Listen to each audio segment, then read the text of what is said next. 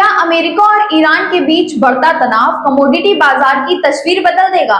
क्या crude oil में आई तेजी अभी सिर्फ शुरुआत है? और आखिर सोने चांदी दबाव में क्यों है, जबकि दुनिया में तनाव बढ़ रहा है? अगर आपका कारोबार कमोडिटी बाजार से जुड़ा हुआ है तो आज की रिपोर्ट आपके लिए बहुत जरूरी है। नमस्कार, मैं हूं प्रज्ञा और आप देख रहे हैं न्यूज मार्केट्स 24। अमेरिका और ईरान के बीच सीज फायर टूटने के बाद वैश्विक कमोडिटी बाजार में एक बार फिर से हलचल तेज हो गई है। इसका असर क्रूड ऑयल, खाद्य तेलों और कीमती धातुओं तक साफ तौर पर देखने को मिल रहा है। सबसे पहले हम बात करेंगे क्रूड ऑयल बाजार की। तो सीज फायर टूटने के बाद मध्य पूर्व में तेल सप्लाई को लेकर चिंता बढ़ गई है। खासकर हॉर्मुज से सप्लाई प्रभावित होने की आशंका ने बाजार का सेंटीमेंट ही बदल दिया है। यही वजह है कि अंतर्राष्ट्रीय बाजार में क्रूड ऑयल मजबूत हुआ है और निवेशकों की नजर अब पूरी तरह से मध्य पूर्व के घटनाक्रम पर टिकी हुई है। अब बात करते हैं खाद्य तेल बाजार की। तो क्रूड ऑयल में आई तेजी का सीधा असर पाम ऑयल और सोया ऑयल पर देखने को मिल रहा है।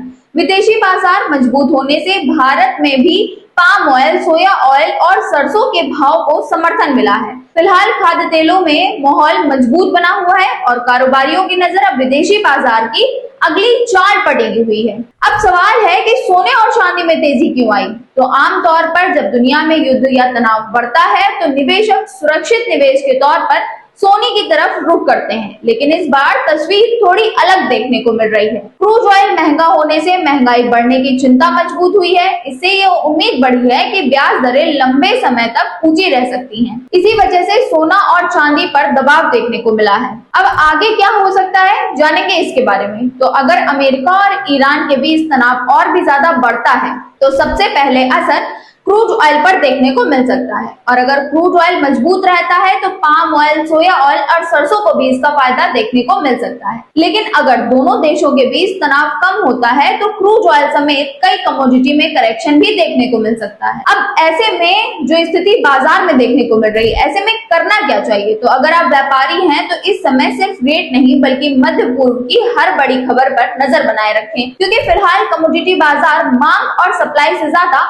भू राजनीतिक घटनाओं के आधार पर चल रहा है। अगर पूरे बाजार का निष्कर्ष बताया जाए तो क्रूड ऑयल फिलहाल सबसे मजबूत कमोडिटी बनकर उभरता हुआ नजर आ रहा है। खाद्य तेलों को भी क्रूड ऑयल की मजबूती का समर्थन मिल रहा है। वहीं सोना चांदी फिलहाल दबाव में बने हुए हैं, यानी आने वाले दिनों में अमेरिका और ईरान के बीच होने वाली हर बड़ी खबर कमोडिटी बाजार की अगली दिशा तय करेगा। बस इतना याद रखें कि बाजार में हमेशा ही उतार या चढ़ाव बना रहता है, इसलिए सोच समझ कर निर्णय लें और न्यूज अपडेट्स पर नजर रखें। और अगर आप भी जानना चाहते हैं कमोडिटी बाजार से जुड़ी हुई ताजा अपडेट्स तो अभी वीडियो को करें लाइक, चैनल को करें सब्सक्राइब और बेल आइकन जरूर दबाएं ताकि कोई भी ताजा अपडेट आपसे मिस ना हो।